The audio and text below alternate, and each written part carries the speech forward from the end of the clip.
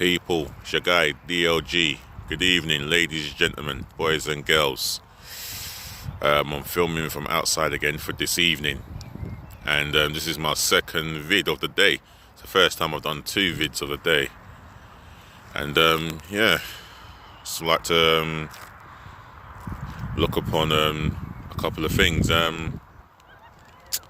Well, first of all, I'm going to start off with my Arsenal 11 that would have played Leicester City yesterday, and I'm going to go with a team that I picked for the Monday night game against Wolves. That would have been the Monday night game against Wolves, and my starting 11 would have been Leonard in goal, as you know. Complete, consistent, full of saves. He's made saves all season. Second most saves he's made behind Martin Dubravka. So I'm going to go with Leonard in goal. My right back would be Cedric Soares, Portuguese international. As you know, he's a European Championship winner with Portugal. He's got a little bit of pace, but he's another right back that is more consistent than Hector Bellerin. But he cares more about football than anything else. So my preferred choice for the right back would be Cedric Soares. At left back, yes, I'm going to go with Saka. That seems like an easy choice. 10 assists this season from that position. The boy is 18 years of old. He's on phenomenal form, and he's already at a short space of time. I feel that he's already a candidate for Player of the Season. You know, maybe not winning it, but he's a dark horse for that award. So Bukayo Saka at left back. My centre back pairing would be of Mustafi, Squadron Mustafi.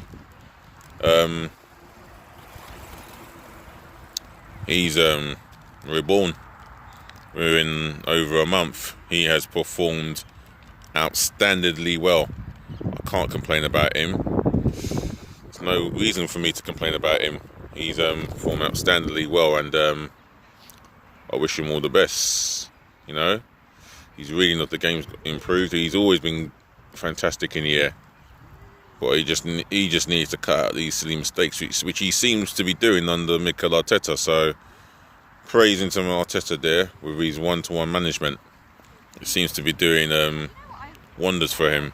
So for me, Squadron Mustafi, that will start in the middle of the defence. Alongside him will be Pablo Mari. He's played 2 games, I know. You know, it's easy to go for David Luiz or Holding, but I'm going to go with Mari for me. Defensively solid in the air, as well as offensively, and he's got a trusty left foot. So for me, I'll go with Squadron Mustafi and Pablo Mari. The formation, by the way, which I should have said from the start, is a 4-2-3-1. So the 2 in front of the defence would be, well, if it was down to me, I'll go with Torreira and Ceballos, but I know he's going to go with Ceballos and Xhaka. Ceballos, for me, seems to be growing into that position, and I think that's his best position in a deep line midfield role where Santi Cazorla used to play. So that's his position, and I think he's very technical on the ball, and at least he tries to pass forward, even if he does give the ball away. At least he's not gonna not retreat the ball back. He's gonna try his best to retreat the ball back, which I've seen in certain games. And for me, he's my choice for that position. Alongside him will be Xhaka, because I don't feel that Torreira will play much under Arteta. And he's never come out and quashed the rumours stating that he's going to leave Arsenal and he wants to go back to Italy. And he's never said anything about saying. We ain't had no reports at all.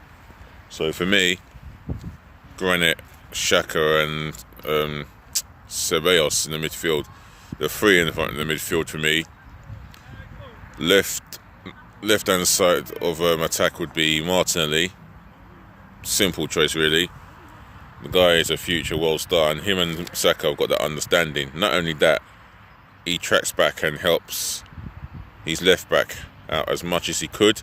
Off the ball, on the ball, you know how phenomenal he is, how direct he is.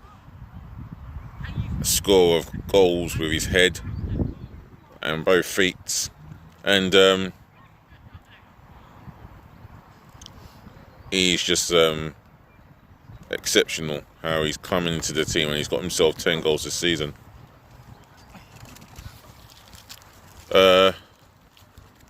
My selection on the right hand side of attack would be Pepe. For me, he's the guy that we need in the attack. For me, he is as skillful as they come, technically gifted, and raging pace, and he's direct as well. Phenomenal when he is direct, and if he ain't got the eye for goal, he's got an eye for an assist. So yeah, Nicola Pepe for me. The man in the middle, that's the number 10. I'm going to give that to Lacazette, so he can link up with our best striker of the club. For me, I think he would do all right there, you know, at least 7 out of 10, if not 8, 9 out of 10. For me, I think he could thrive on that position. You know, his hold-up play is fantastic, as well as his work rate, but his work rate is the minimum requirement for a footballer. But his hold-up play with the ball is fantastic, and for me, he can link up play with Aubameyang. And speaking of Aubameyang, he goes straight in there as my number 9 for me. 17 league goals and counting, and he would have been ideal for the job against Leicester at home. My substitutes, the 7 of them would be Martinez, a good backup choice goalkeeper. He's never let us down when called upon, and yeah, he's ready to sympathise should anything happen to Leno in terms of injury or suspension. Well, who can I pick for the bench? I'll go with Socrates, and I'll go with David Luiz. Socrates last season was our best centre half. This season he has not performed to the levels that he was at last season, but however, he's ready to give a hand. He's ready to help out. David Luiz, he is my first sole centre half who can play in midfield as well as centre half, and yeah, he's technically gifted on the ball, but off the ball he has been a bit suspect. So he's on the bench for me. Hector Bellerin, why have I picked him? Because we don't know how match fit Cedric Suarez is, but however, he's an ideal replacement for me, but I'll go with Cedric. Midfield, I'll go for Lucas Torreira on the bench, tenacious in the tackle. Ideally, he would be the one that I would start, but I feel that he'll do well to be on the bench. But for me, he's tenacious in the tackle, comfortable on the ball, and he's an out-and-out defensive midfield player. And I feel that his future may be resolved come the summer if the transfer window opens. My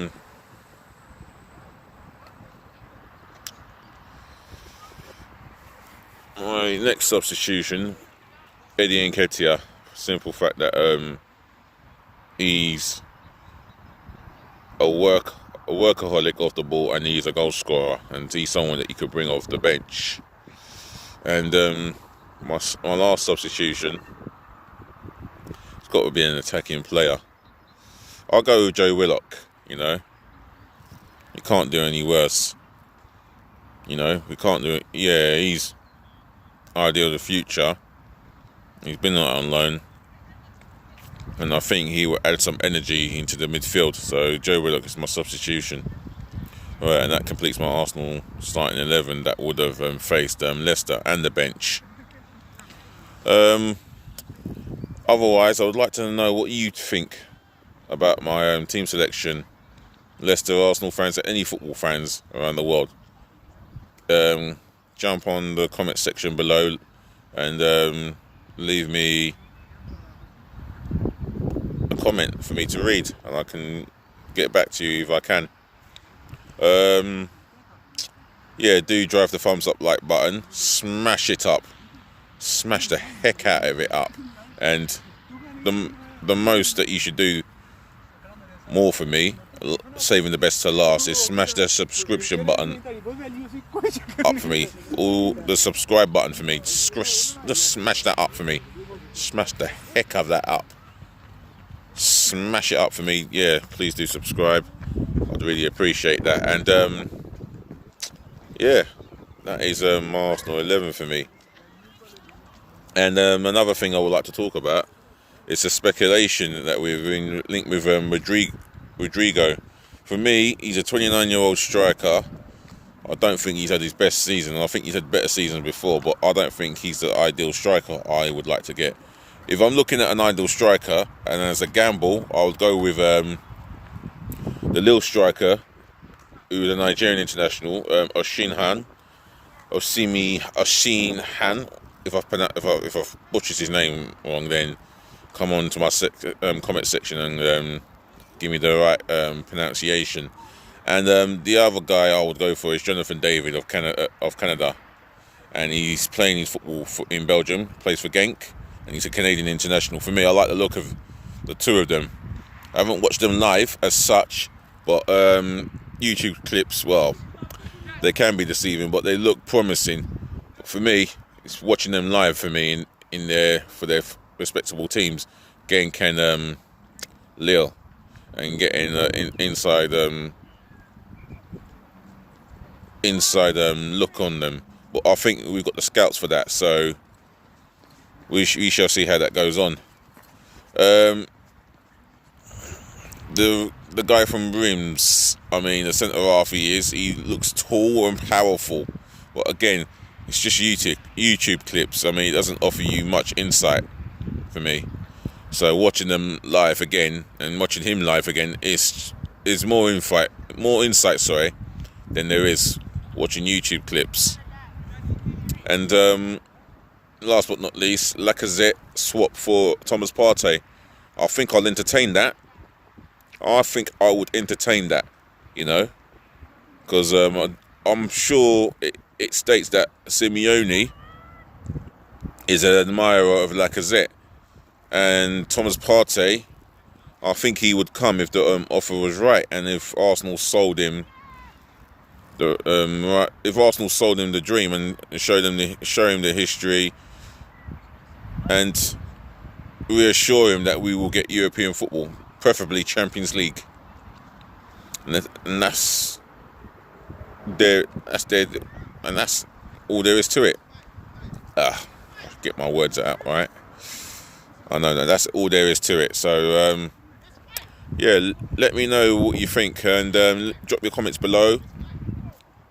I'll be doing another video hopefully tomorrow or in the next couple of days, and enjoy the business end of your Sunday. Ladies and gentlemen, boys and girls, stay safe, protect the NHS, and save lives, yeah? I think we're doing really well in this part of England called London. You know, the death toll has reduced, and I'll take that as a positive to end this filming. So, DLG Reppin, ladies and gentlemen, boys and girls, I'm out of here. Peace, bless, and love.